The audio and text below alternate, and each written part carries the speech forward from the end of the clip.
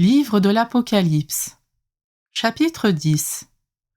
Et j'ai vu un autre ange plein de force descendre du ciel, ayant une nuée pour manteau et sur la tête un halo de lumière.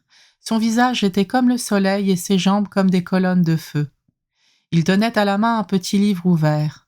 Il posa le pied droit sur la mer et le gauche sur la terre. Il cria d'une voix forte comme un lion qui rugit. Et quand il cria, les 7 tonnerres parlèrent, faisant résonner leur voix. Et quand les 7 tonnerres eurent parlé, j'allais me mettre à écrire, mais j'entendis une voix venant du ciel qui disait « Ce que viennent de dire les 7 tonnerres, garde-le scellé, ne l'écris pas. » Et l'ange que j'avais vu debout sur la mer et sur la terre leva la main droite vers le ciel. Il fit un serment par celui qui est vivant pour les siècles des siècles, celui qui a créé le ciel et tout ce qu'il contient, la terre et tout ce qu'elle contient, la mer et tout ce qu'elle contient.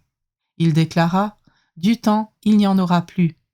Dans les jours où retentira la voix du 7e ange quand il sonnera de la trompette, alors se trouvera accompli le mystère de Dieu selon la bonne nouvelle qu'il a annoncée à ses serviteurs les prophètes. » Et la voix que j'avais entendue venant du ciel me parla de nouveau et me dit « Va prendre le livre ouvert dans la main de l'ange qui se tient debout sur la mer et sur la terre. » Je m'avançai vers l'ange pour lui demander de me donner le petit livre. Il me dit « Prends et dévore-le, il remplira tes entrailles d'amertume, mais dans ta bouche il sera doux comme le miel. » Je pris le petit livre de la main de l'ange et je le dévorai. Dans ma bouche il était doux comme le miel, mais quand je l'eus mangé, il remplit mes entrailles d'amertume. Alors on me dit « Il te faut de nouveau prophétiser sur un grand nombre de peuples, de nations, de langues et de rois. »